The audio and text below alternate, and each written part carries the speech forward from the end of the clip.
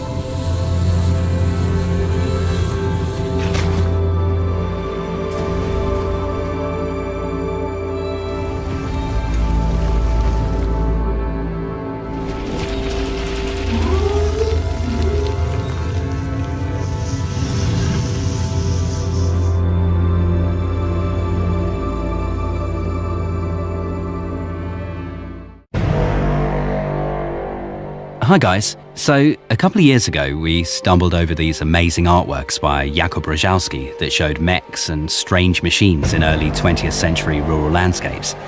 We actually thought that was about the coolest thing we'd ever seen, and that it would be the perfect setting for the RTS we'd always dreamed about. The chances of this dream coming true were pretty slim, but here we are. This is Iron Harvest, a classic real-time strategy game set in the alternate reality of 1920+. It's an RTS where the outcome of a battle is determined more by strategy and tactics rather than clicks per second or the size of your unit blob. A game with base building, a cover system and destructible environments. A game where strong single-player campaigns are more important than DLC and long-term monetization opportunities. So we talked to many RTS fans and we conducted a survey with over 15,000 participants and listened to our community to find out what you guys actually want from a modern RTS. We combined your feedback with our own ideas and came up with a gameplay that gives you enough time to explore all your options, come up with a plan, execute this plan and adjust it on the fly if necessary. Tactical depth combined with player freedom. That is basically what the Iron Harvest gameplay is all about. But we also felt that there was something else missing in many RTS games, and you guys agreed with us in the survey. It's time for another really great RTS campaign. We've been hard at work with Jakub to evolve the world of 1920+.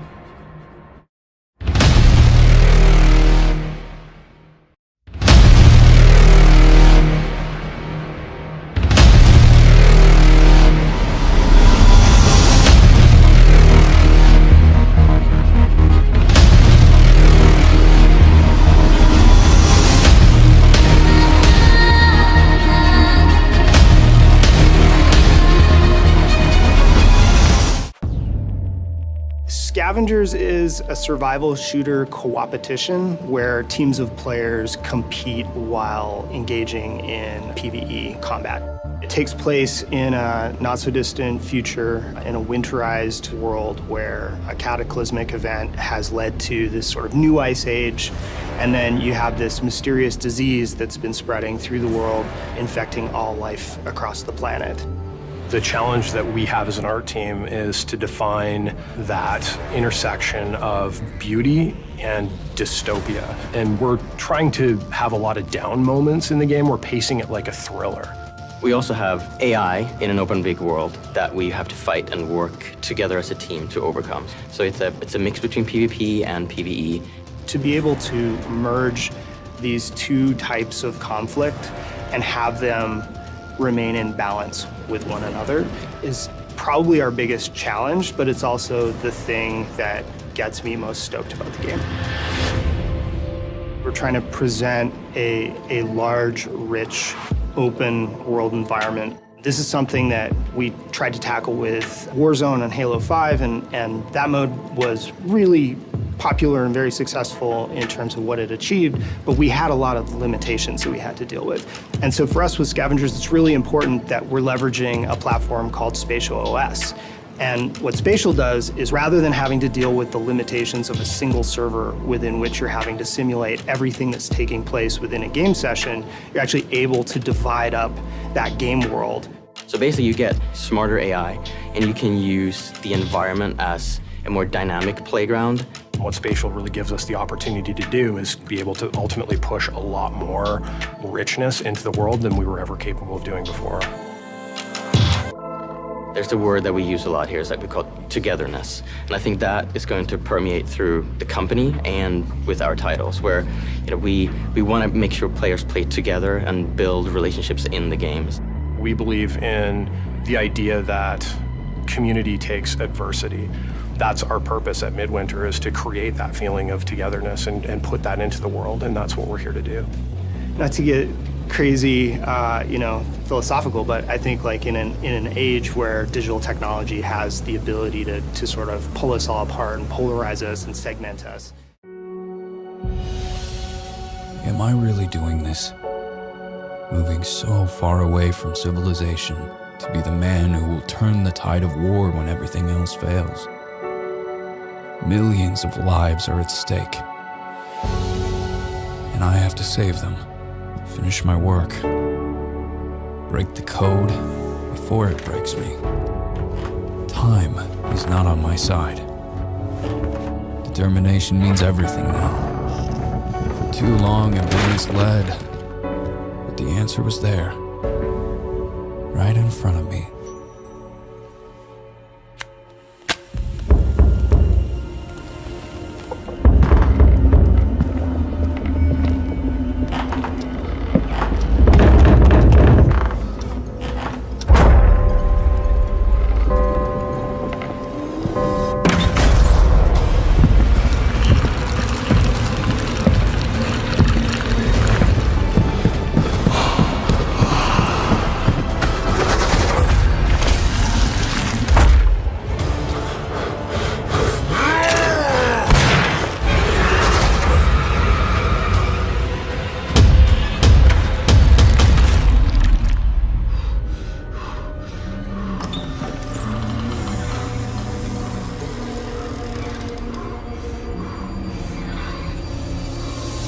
Demo is always a challenge, we know that by now. Our goal is to show as much diversity as possible, diversity of our gameplay features and cultural aspects as well. For these purposes, and also to introduce and explain our mechanics, we are creating a completely new quest line. So let's jump back to November when our work began. Our narration team comes up with a story of a missing person. Depends on the kind of job that you're offering. My husband, Harry Evans, has disappeared. It ties together our gameplay features as well as that Lovecraftian lore. At the same time, our concept artists and level modelers start working on the gameplay area. The quest is designed to take the player across different city districts: Rich, Poor, the Harbor Zone and the others. At first, the plan was to put together a small separate map just for GDC, but we quickly realized we didn't want to make something we would never use in the future. So we agree that the quest should take place in the actual city. The problem is our full map is far from finished. It already has streets and buildings, but is lacking those small details that make a city feel alive. To negate that, we decide to border off the gameplay area and spice it up a little, add points of interest, vehicles, landmarks, and of course some monoliths. So now we have a more or less finished and polished part of the map that we can use in our final product. Things are going smoothly. Obviously, different bugs and glitches keep popping up like crazy. Sometimes the hero wears two hats, sometimes a floating object stop being floaty, and don't get me started on strange collisions. But we always manage to fix them in no time. However, there is one big problem that we have struggled to sort out for months: lighting. In our previous demo, we used static light maps and baked them into the textures. That was a difficult and resource-draining process, so in our game we eventually decided to switch to dynamic lighting. It works great, yet we still cannot pinpoint the right tone and colors that we want to use in the sinking city. To solve that problem, we reach out to professional photo artists in Kyiv. They help our team find the right color scheme, inspired by the works of Caspar David Friedrich, James McNeill Whistler, Gregory Crutzen, and other prominent masters in their fields. Also, during our numerous playtests, we realized something. Our quest line is intriguing, but very linear, and that's not something you'd expect from the developers that keep hyping up their quote-unquote strong and non-linear storytelling. So our writers put together an alternative ending. I guess you could call it a good ending.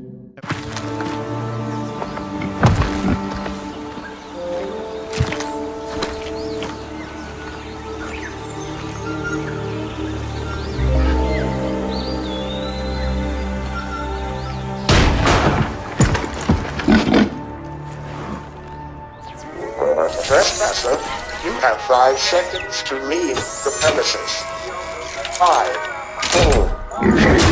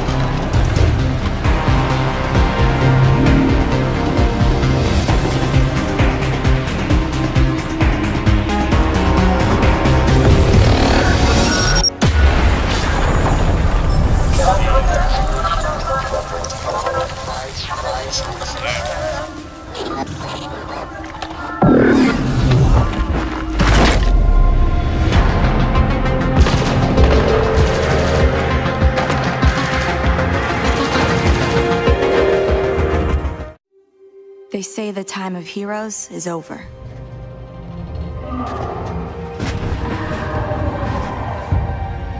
That if you're different, you're dangerous.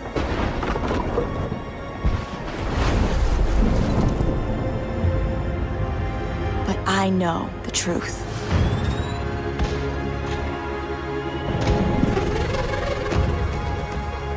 The world will always need heroes. Just need to reassemble.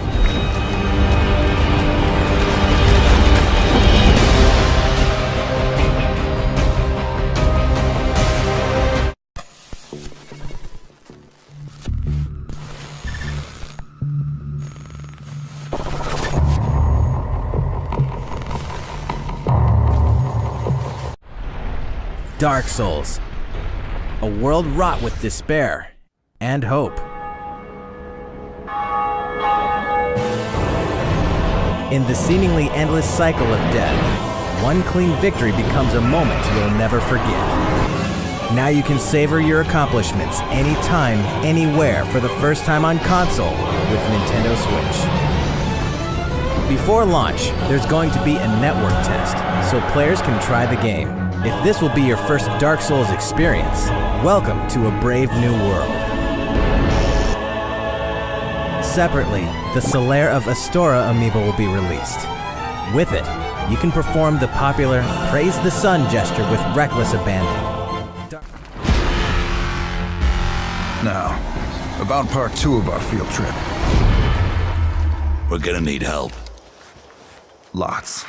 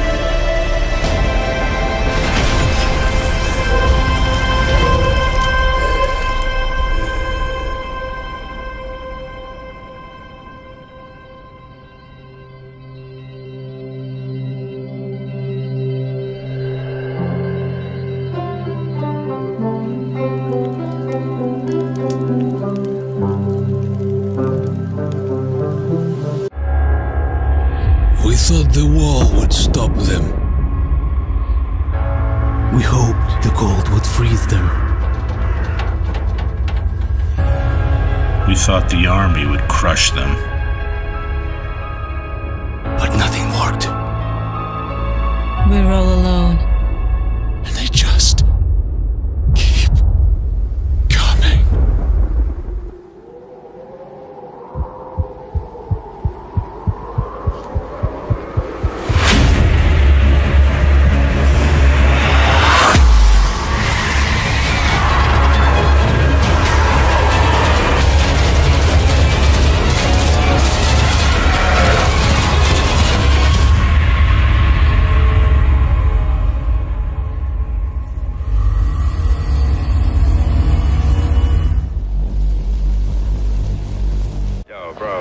Pick up some groceries on your way back, alright? We're running kind of low, and don't tell Mom, alright? But I'm broke. Son, while you're living in D.C., we have to set some ground rules when your brother comes to stay with you. I've been patient with you, Aiden. We need those schematics by 10 a.m. tomorrow, or else we need... Mark, is your responsibility. Come on, Aiden. Aiden, this is your mother. Pick up the phone.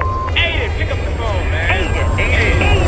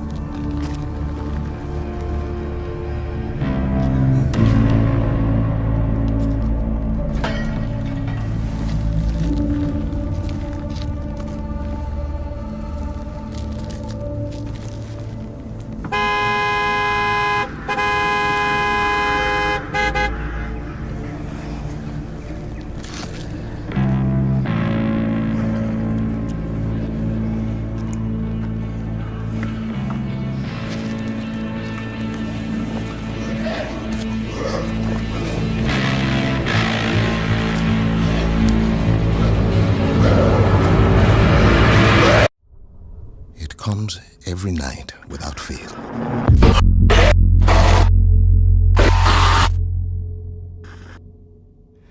There are different people every time. Let's get this done quickly. Get whatever the Warden want and get home. But I recognize them somehow. What the hell is this place? They're screaming at me. I don't hear them, but I know they're screaming. You got anything? Such hate and anger. I hope you bastards are looking up once in a while. Those fuckers might be anywhere. I don't know what I have done to them. This place is so damn dark. Sleepers. They want me to feel what they feel. This is good, man. This is good stuff. It'll trade. Everything trades. Oh, fuck. To be honest, any second, keep your eyes on that door. Ah, shit, there's fucking loads of them.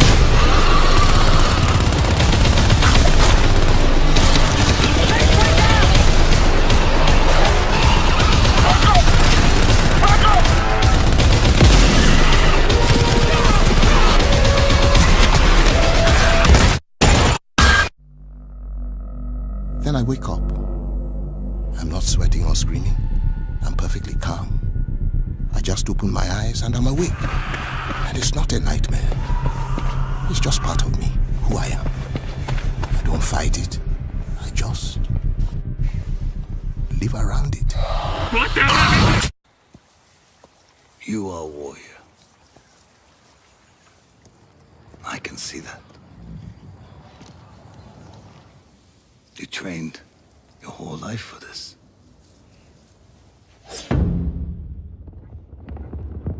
And you have won battles that lesser men have called unwinnable, yes? But while you were sharpening your sword, do you know how I prepared for today?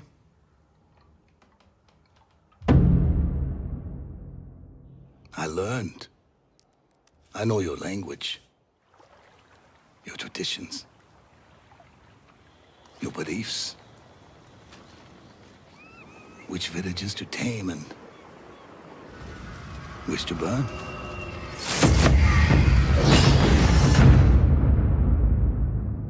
So I'll ask you once again, Samurai, do you surrender?